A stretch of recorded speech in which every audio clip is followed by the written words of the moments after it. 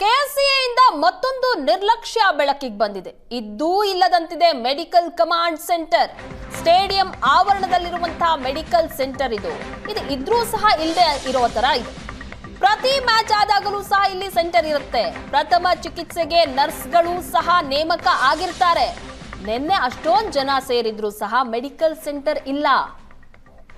ಹೆಚ್ಚಿನ ಸಂಖ್ಯೆಯಲ್ಲಿ ಬರ್ತಾರೆ ಜನ ಅಂತ ಗೊತ್ತು, ಆದ್ರೂ ಸಹ ಇದರಲ್ಲಿ ಯಾವುದೇ ರೀತಿಯಾದಂತಹ ನರ್ಸ್ಗಳನ್ನ ನೇಮಕ ಮಾಡಿಲ್ಲ. ಆದರೆ ಪ್ರತಿ ಬಾರಿ ಚಿನ್ನಸ್ವಾಮಿ ಸ್ಟೇಡಿಯಂನಲ್ಲಿ ಮ್ಯಾಚ್ ನಡೆಯುವಂತಹ ಸಂದರ್ಭದಲ್ಲಿ ಅಲ್ಲಿ ಎಲ್ಲ ರೀತಿಯಾದಂತಹ ವ್ಯವಸ್ಥೆಗಳನ್ನ ಮಾಡಲಾಗಿರುತ್ತೆ. ಪ್ರಥಮ ಚಿಕಿತ್ಸೆಗಾಗಿ ನರ್ಸ್ಗಳನ್ನ ಸಹ ನೇಮಕ ಮಾಡಿರ್ತಾರೆ.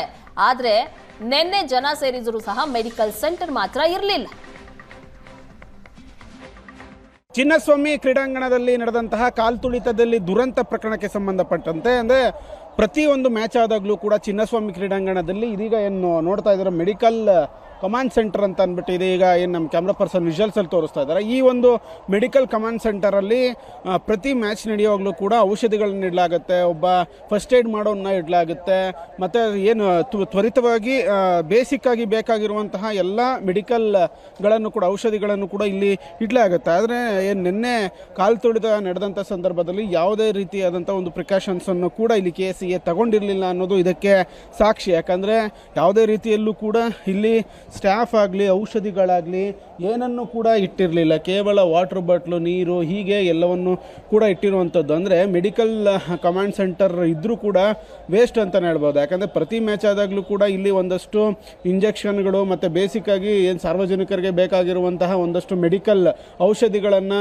ಇಲ್ಲಿ ಇಡಲಾಗುತ್ತೆ. ಆದರೆ ನಿನ್ನೆ ಅಷ್ಟು ದೊಡ್ಡ ಇವೆಂಟ್ ಆಗಿದೆ, ಅಷ್ಟು ದೊಡ್ಡದಾಗಿ ಒಂದು ಲಕ್ಷಾಂತರ ಗಟ್ಟಲೆ ಜನ ಸೇರಿದ್ದಾರೆ. ಈಗಿದ್ರೂ ಕೂಡ ಯಾವುದೇ ರೀತಿಯಲ್ಲೂ ಕೂಡ ಔಷಧಿ ಆಗಿರ್ಬೋದು ಅಥವಾ ಬೇಸಿಕ್ ಫಸ್ಟ್ ಏಡ್ ಅಂದರೆ ಪ್ರಥಮ ಚಿಕಿತ್ಸೆ ಮಾಡೋದಕ್ಕೆ ಯಾವುದೇ ರೀತಿಯಾದಂಥ ಸಣ್ಣ ಪುಟ್ಟ ಔಷಧಿಗಳನ್ನು ಕೂಡ ಇಲ್ಲಿ ಇಟ್ಟಿಲ್ಲ. ಹೀಗಾಗಿ ಕೆಎಸ್ಸಿಎ ಅಧಿಕಾರಿಗಳ ಸಿಬ್ಬಂದಿಗಳ ಮತ್ತೊಂದು ಇಲ್ಲಿ ನಿರ್ಲಕ್ಷ್ಯತನ ಇಲ್ಲಿ ಎದ್ದು ಕಾಣ್ತಾ ಇದೆ. ಅದಕ್ಕೆ ನಾವು ತೋರಿಸ್ತಿರುವಂತಹ ಒಂದು ವಿಜುವಲ್ಸೇ ಸಾಕ್ಷಿಯಾಗಿರುವಂಥದ್ದು. ಯಾಕಂದರೆ ನಿನ್ನೆ ದೊಡ್ಡದಾಗಿ ದುರಂತ ನಡೀತು, ಕಾಲ್ತುಳಿತಕ್ಕೆ 11 ಬಲಿಯಾಗಿತ್ತು.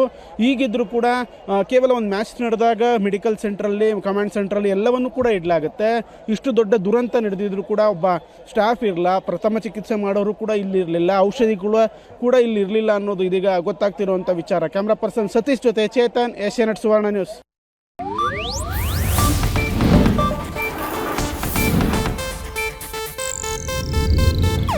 ಇದು ಏಷ್ಯಾನೆಟ್ ನ್ಯೂಸ್ ನೆಟ್ವರ್ಕ್ ಪ್ರಸ್ತುತಿ.